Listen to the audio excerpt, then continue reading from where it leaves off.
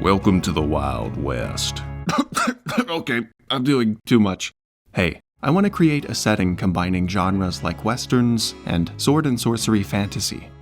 As a quick note, let me just say that I'm not trying to make this a recreation of the old American West. This is just a fantasy setting that takes some inspiration from some of the themes and tropes of westerns. I'm not trying to be historically accurate. So, what's the setting? The focus of these videos is going to revolve around the Beerren Road in the western half of the land of Otria. I'll talk about Atria in a second, but first, let me set the stage for this region.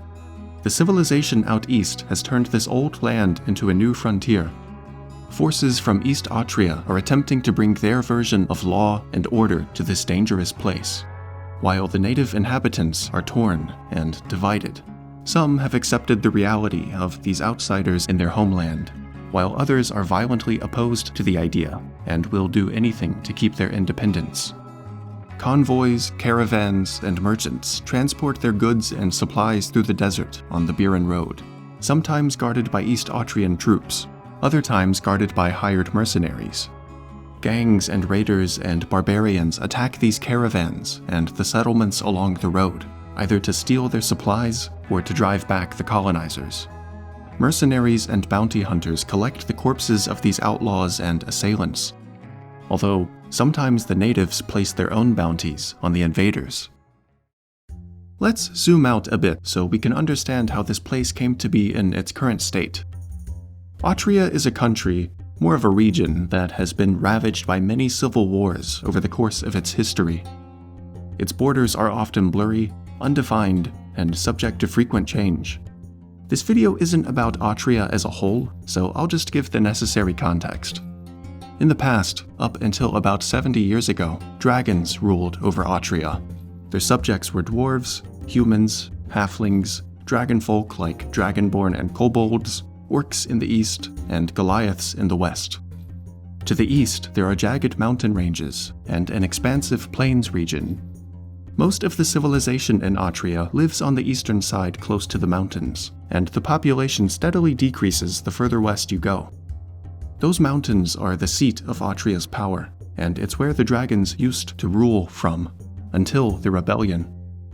Generations of dragon rulership slowly evolved into tyranny, and they hoarded unimaginable wealth to themselves. Eventually, the populace had had enough and staged an uprising that succeeded in not just overthrowing the dragons, but also completely chasing them out of the region or hunting them to extinction. In the years since then, there have been several different smaller power struggles, but the current regime seems to have stabilized. However, the cultures of eastern and western Atria are very different. Out east, there are cities, fortresses, laws, things you would associate with a civilized society. But the western region is inhabited by barbarian tribes. The people out that way live by different rules and norms, and have no codified laws. Much of the land is harsh and arid, ranging from sparsely populated forests to dry deserts and scrublands. There's even a vast sea of desert sand dunes to the south, stretching across southern Atria. This difficult environment has forged a hardened people. Survival out here isn't impossible, but it is challenging.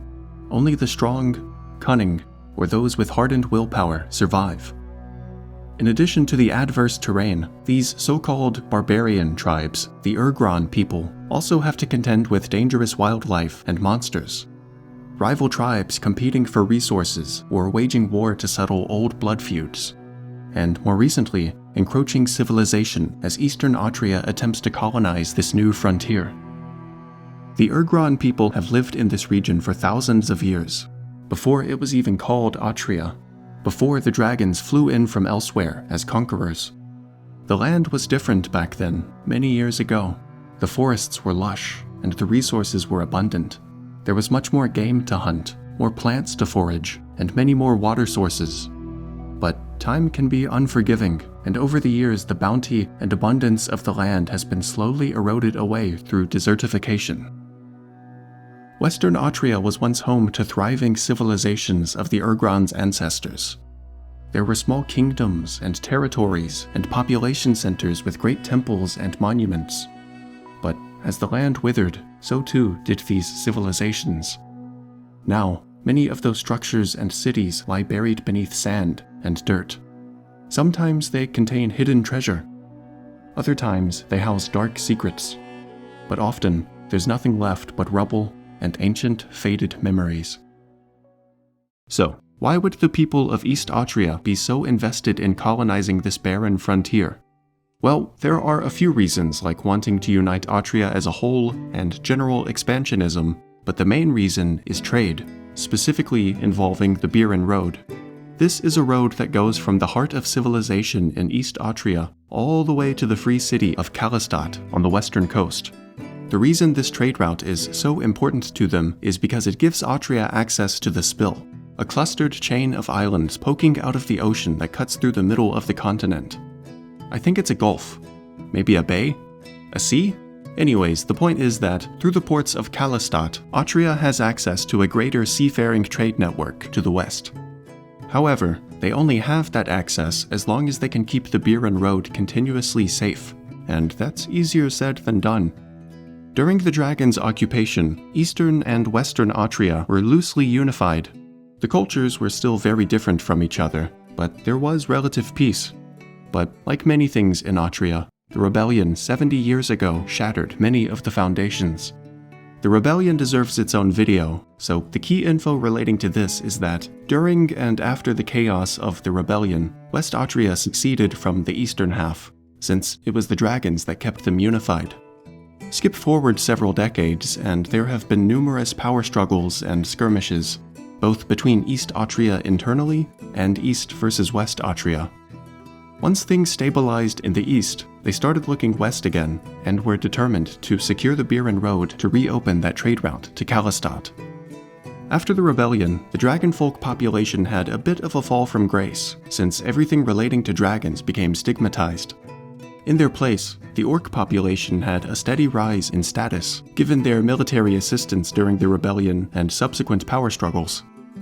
The leaders in East Atria assigned General Korik and his army of orcs with securing the Beerren Road, though this would not be an easy task. General Korik is a renowned military leader who has led many successful campaigns. However, this new mission would be his ultimate test. I think I'm going to give the Urgron and the orcs their own video, but the basic summary is that the orcs went into West Atria and carved out territory along the Beerren Road. Naturally, this caused a lot of conflict with the Urgron tribes, so there was war. Violent, bloody war. While the orcs had greater resources, the Urgron knew the land much better, and were far more acclimated to the environment. What started off as hit-and-run skirmishes by the disorganized Urgron eventually culminated into a climactic battle where many of the tribes were unified against the East Atrian forces. The battle was a loss for the orcs, but the leader of this coalition of tribes, Hirog, died during the fighting. This caused the coalition to crumble from within, as they couldn't agree on a new leader.